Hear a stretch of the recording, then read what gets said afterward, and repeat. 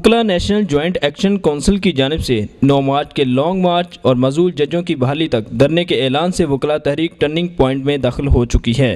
اور تحریک کے حامی وکلا دھرنے اور لانگ مارچ کو کامیاب بنانے کے حوالے سے انتہائی پرجوش ہیں۔ عدل کے ایوانوں میں سن لو اصلی منصف پھر آئیں گے، عدل کے ایوانوں میں سن لو اصلی منصف پھر آئیں گے۔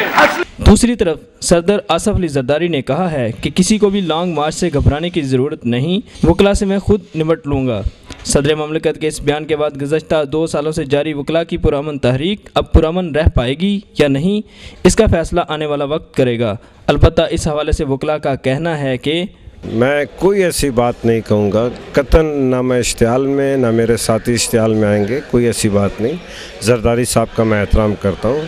ہمارے جمہوری صدر ہیں، پارلیمنٹ ہے، یہ جمہوریت، یہ جتنا بھی سیاسی کلچر چینج ہوا ہے یہ سارے وکلا، صحافیوں، سول سوسائٹی،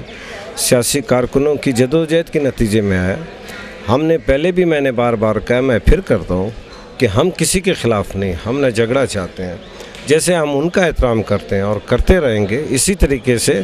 جمہوری انداز میں، ایک پرامن انداز میں جو پچھلے 2 سال سے ہم تحریک چلا رہے ہیں، ہم پرامن انداز میں اپنی حق کو استعمال کرتے ہوئے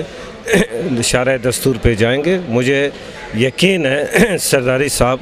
اور ان کی جو حکومت ہے وہ ہمارے راستے میں رکاوٹ نہیں ڈالے گی۔ جب لاکھوں لوگ ہیں، لاکھوں لوگوں کو روکنا، اس میں رکاوٹ ڈالنا، میں یہ سمجھتا ہوں مناسب نہیں اور مشکل کا۔ ہماری تحریک جو ہے وہ 9 مارچ 2007 سے پرامن ہے، اور ہم نے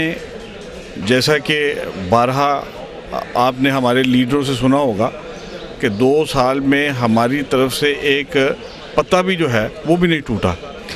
تو ہم نہیں سمجھتے کہ ہماری تحریک جو ہے اس کو کسی طریقے سے بھی تشدد کی طرف مائل کیا جا سکتا ہے۔ یہ پرامن تحریک ہے،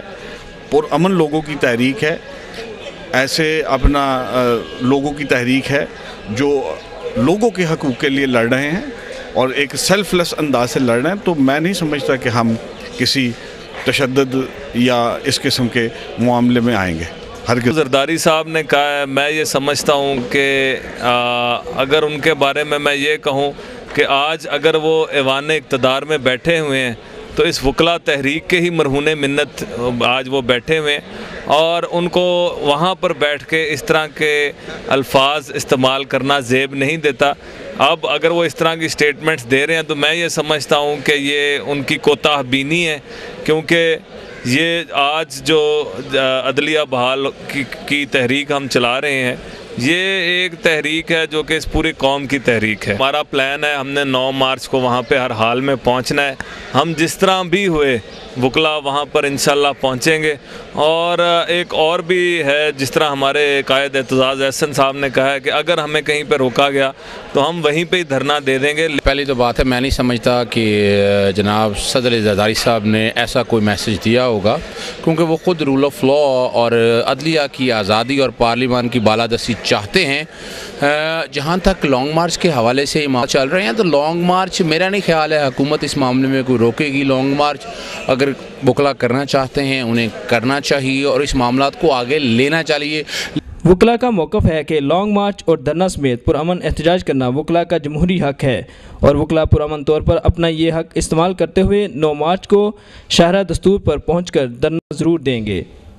وکلا کا کہنا ہے کہ اگر حکومت نے لانگ مارچ میں کسی قسم کی بھی رکاوٹ ڈالنے کی کوشش کی تو اس کے باوجود وکلا انتہائی پرامن طور پر شاہراہ دستور پر دھرنا دیں گے۔ کیمرہ مین شہباز اعجاز کے ساتھ عبد الرحمن، رائل نیوز، لاہور۔